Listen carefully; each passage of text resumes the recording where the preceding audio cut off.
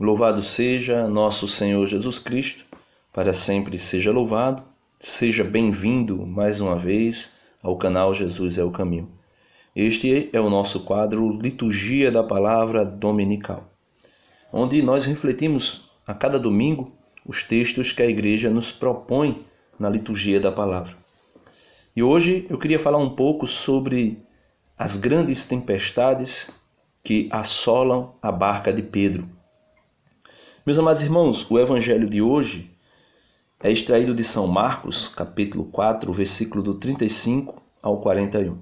Eu vou ler na íntegra, como está, para que nós possamos ir meditando um pouco sobre as tempestades e as fúrias destas tempestades que tentam a todo custo afundar, naufragar, a santa e amada Igreja, a barca de Pedro. Naquele dia, ao cair da tarde, Jesus disse aos seus discípulos: "Vamos para outra margem." Eles despediram a multidão e levaram Jesus consigo. Assim como estava na barca, havia ainda outras barcas com ele. Começou a soprar uma ventania muito forte e as ondas se lançavam dentro da barca, de modo que a barca já começava a se encher. Então vejam, meus amados irmãos, a tempestade que assola a igreja nos dias de hoje é criada de uma ventania. Que ventania? Assim como diz São Tiago, pessoas que são lançadas por ventos de doutrinas enganosas. Assim falou, melhor dizendo, São Paulo. Ventos de doutrinas enganosas. E essas doutrinas enganosas vêm, por meio desses ventos terríveis, lançar ondas terríveis para tentar naufragar a igreja. Já dizia São Tiago: não sejamos como crianças, lançada ao sabor das ondas, indo e voltando. Sejamos adultos. Então, a barca de Pedro, a igreja, tem sido assolada por esses ventos de doutrinas enganosas e tem sido jogada de um lado para o outro com ondas terríveis de acontecimentos que estão acontecendo fora da igreja e dentro da igreja. Existem disputas territoriais dentro da igreja. Existem facções. Eu usarei mesmo essa palavra. Existem facções dentro da igreja. Facções religiosas, assim como existia dentro do judaísmo antigo aquelas divisões entre fariseus e saduceus. Existe também dentro da igreja essas divisões. Não que a igreja esteja dividida, mas existem os partidos. Assim como disse São Paulo na carta aos Coríntios, no primeiro capítulo da carta aos Coríntios, quando os crentes começaram a dizer: eu sou de Paulo, outros eu sou de Apolo, outros eu sou de Cefas e outros ainda eu sou de Cristo. Então, existem essas divisões dentro da igreja, esses partidos. Não que a igreja esteja dividida, porque a igreja, ela é corpo de Cristo, ela é membros de Cristo.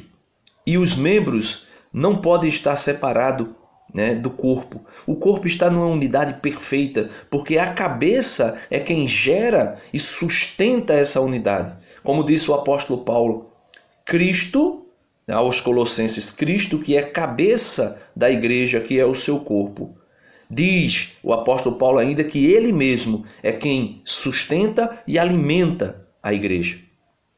Portanto, queria poder dizer que as divisões, os partidos, as contendas que tem dentro da igreja não faz parte da igreja. São ações de pessoas, como diz São João na sua terceira carta, que querem o primeiro lugar na igreja, que querem os destaques na igreja.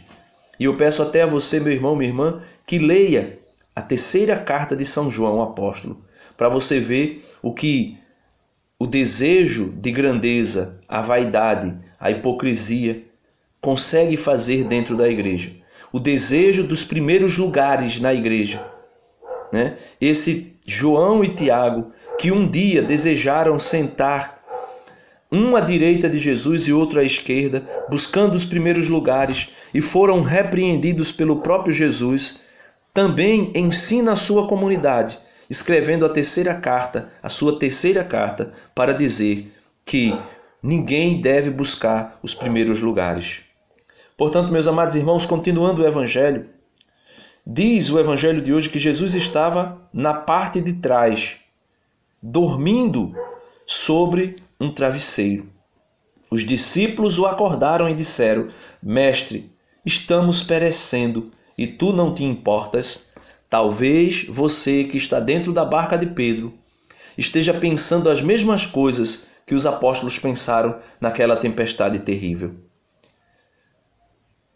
Olhando para um lado, olhando para o outro, não vê Jesus agir para destruir esses partidos e essas divisões que têm gerado muita dor e muito sofrimento dentro da igreja. Talvez você diga: Mestre, tu não te importas que estamos perecendo? Talvez você pense até que a igreja vá naufragar, que a igreja vá afundar. Mas, na verdade, Cristo, mesmo que aparentemente esteja dormindo, mesmo que aparentemente não esteja dentro da igreja, como muitos pensam, ele se levanta, como diz o Evangelho de hoje, o versículo 39, ele se levantou e ordenou ao vento e ao mar: silêncio, cala-te. Esse borborio, essa gritaria, essa confusão, essa disputa dentro da barca de Pedro só vai silenciar e ser silenciada quando Jesus se levantar. E ele se levanta, ele já tem se levantado e já tem dito para o vento de falsas doutrinas e para o mar bravio da corrupção e do relativismo religioso: silêncio, cala-te. E o vento cessou, e o vento das falsas doutrinas cessarão, e uma grande calmaria se dará dentro da igreja. Então Jesus perguntou aos seus discípulos: por que sois tão medrosos? E eu pergunto para você, meu irmão, minha irmã, por que você é tão medroso? Por que você tem se preocupado tanto com essas coisas, esses partidos que têm acontecido dentro da igreja? Por que? Jesus pergunta: por que sois tão medrosos? Ainda não tendes fé? Ainda não credes, meus irmãos, que Cristo foi quem disse a Pedro: tu és Pedro, sobre esta pedra edificarei a minha igreja, e eis que as portas do inferno tentarão contra ela, mas não prevalecerão?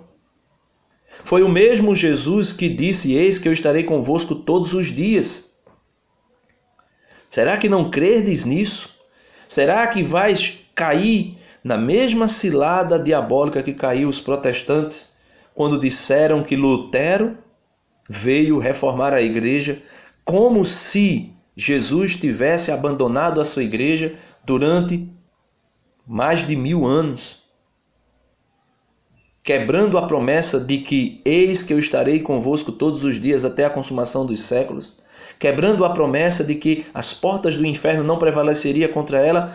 Será que vamos cair no mesmo embuste que caiu os protestantes em dizer que a igreja precisa de uma reforma, no sentido de que Cristo abandonou a igreja, que a igreja se corrompeu? A igreja é santa, a igreja é corpo de Cristo, foi Cristo que a lavou e a santificou com o seu sangue, e não pode e não poderá jamais ser corrompida ou maculada. Por quê? Porque Jesus prometeu.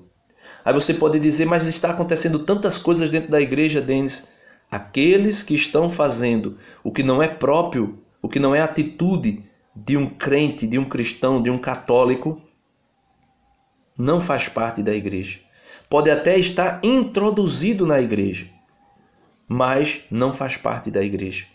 Já dizia São Paulo, ou melhor, São João, eles saíram do nosso meio, mas eles não eram dos nossos. Se eles fossem dos nossos, permaneceriam conosco. Permaneceriam conosco como? Naquilo que disse São Paulo, uma só fé, um só Deus, um só batismo.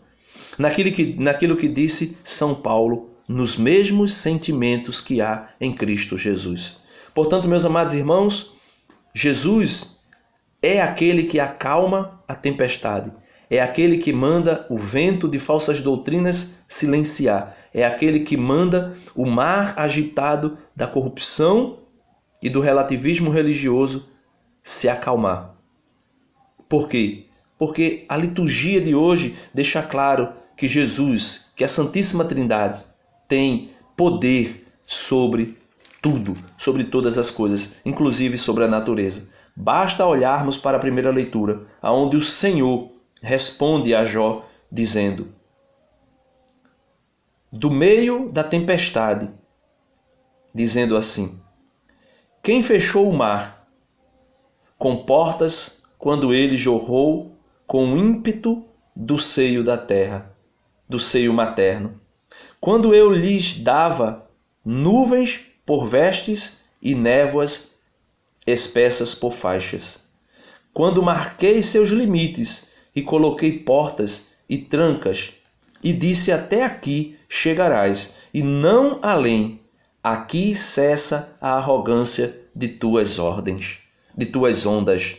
Então veja, Jesus está dizendo, ou melhor, Deus Pai, dizendo aqui a Jó: Jó, eu tenho poder sobre o mar bravio, eu tenho poder sobre a natureza, eu tenho poder sobre tudo, sobre todas as coisas, porque tudo que há no mundo, o que é invisível ou o que é visível, foi criado por mim.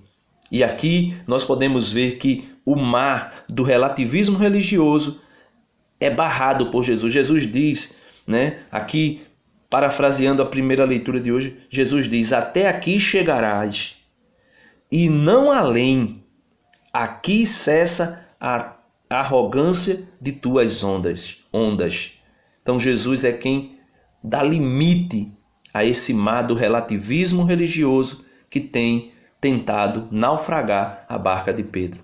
Por isso, meus amados irmãos, peçamos ao Senhor a graça da fé, a graça de uma fé carismática e inabalável que nos garante a certeza da vitória. Porque disse São João, se eu não estou enganado, esta é a vitória que vence o mundo, a nossa fé. Deus abençoe você e viva Roma, viva a barca de Pedro. Amém.